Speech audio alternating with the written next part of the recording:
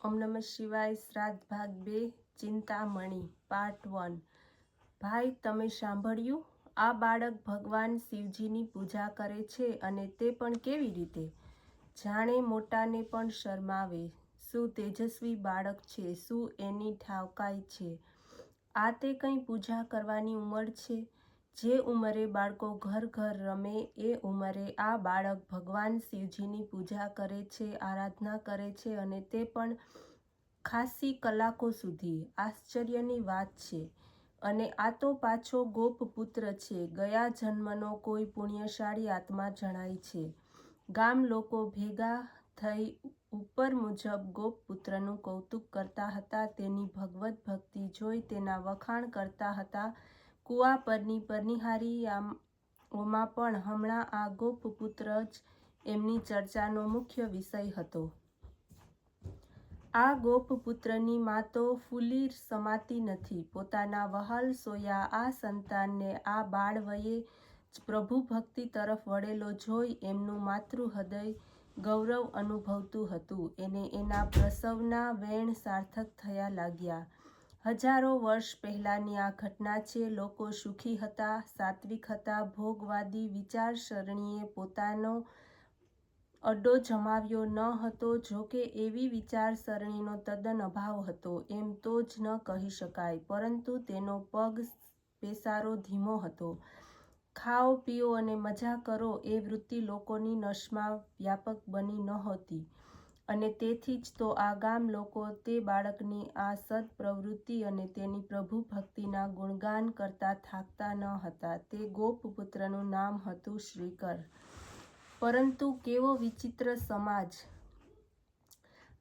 શરૂમાં શ્રીકરની આ પ્રભુભક્તિ અને શિવપૂજા લોક બત્રીસીએ ચડ્યા હતા. હવે શ્રીકર મોટો થયો હતો. હવે કાંઈ બાળક ન હતો. કાલીઘેલી ભાષાને બદલે સ્પષ્ટ ભાષા બોલવા લાગ્યો હતો. તેની માએ એક દિવસ તેને બોલાવીને કહ્યું, શ્રીકર, હવે તું મોટો થયો છે.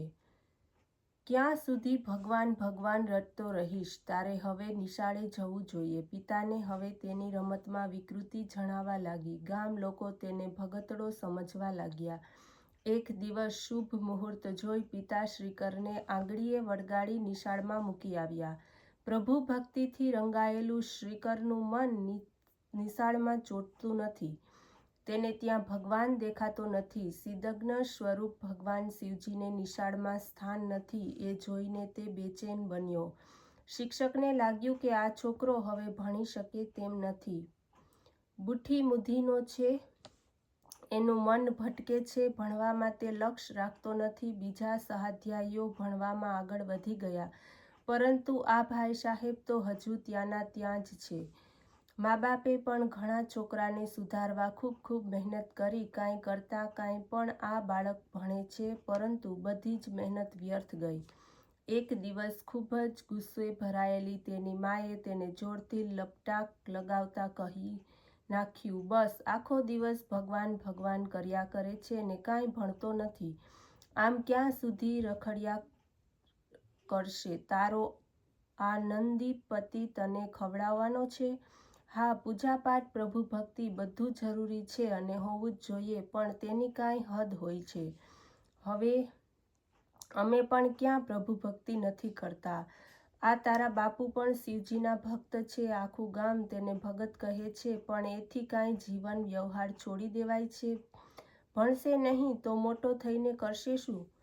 પિતાએ પણ છેલ્લી ચેતવણી આપતા કહ્યું, જો શ્રીકર, હવે તો તું મોટો થયો છે. ઘોડિયામાં રમતો નાનો બાળક નથી. તારા માસ્તર પણ તારા વિશે આ જ પ્રકારની ફરિયાદ કરે છે. તું રોજ નિશાળમાંથી ભાગી જાય છે અને એકાદ ઝાડ નીચે બેસીને ધૂળમાં શિવલિંગ જેવું બનાવી આખો દિવસ રમ્યા જ કરે છે.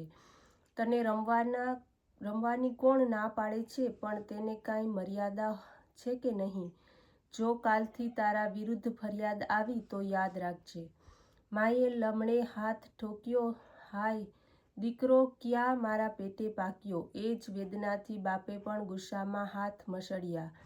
માનવી મન કેવું વિચિત્ર છે! પોતાના ગજથી બીજાને માપે છે અને પોતાના ગજમાં કાંઈ બેસે નહીં તો તેની સામે વ્યક્તિ વિકૃતિ સમજે છે. શ્રીકરના મા બાપ પણ આમાં અપવાદ કેમ હોઈ શકે? સંસારની જબરજસ્તી આસક્તિમાં લપેટાયેલું તેમનું મન અંદરથી ભક્તિથી રંગાયેલા પુત્રના મનને ક્યાંથી કદી ઓળખી શકે? અને સર્વસામાન્ય મા બાપની માફક તેમણે પણ પોતાના પુત્રને ભણવાનો જ ઉપદેશ આપ્યો. ભણી ગણી મોટો થા, 2 દોઢિયા કમા અને સંસાર સુખી કર, એટલે અમારા હૈયાને ટાઢક થાય.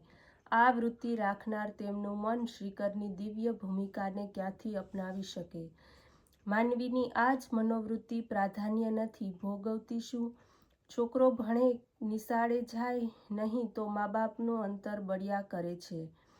આથી તે દીકરાને લપટાક મારી સવડે રસ્તે ચડાવે છે. પરંતુ જો ગીતા ન વાંચે તો ઉપનિષદની ઉપેક્ષા કરે તો કહેશો શું કરીએ? હવે તો બાળક છે, સમજતો નથી, મોટો થશે ત્યારે વાંચશે.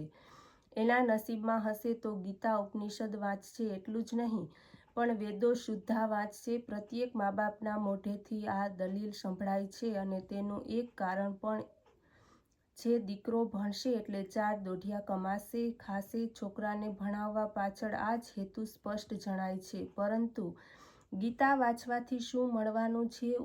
ઉપનિષદો વાંચવાથી શું ફાયદો મળવાનો છે? એનાથી કાંઈ 4 દોઢિયા થોડા મળવાના છે? માનવીની પામર બુદ્ધિ આગળ કોઈ જોઈ શકતું નથી. એટલે જ આવી પામર દલીલો પર સગવડિયું સમાધાન મેળવે છે. તેઓ ઢીલા છે કારણ કે ગીતા વાંચવાનું ફળ તેમને પ્રત્યક્ષ દેખાતું નથી. રૂપિયા આના પાયમાં તેનું વળતર નથી મળતું, પરંતુ એના વચનથી, મનથી અને આચરણથી ઘણું મોટું વળતર મળે છે. એ મા બાપની સંસારમાં રત રહેલી બુદ્ધિ જોઈ શકતી નથી.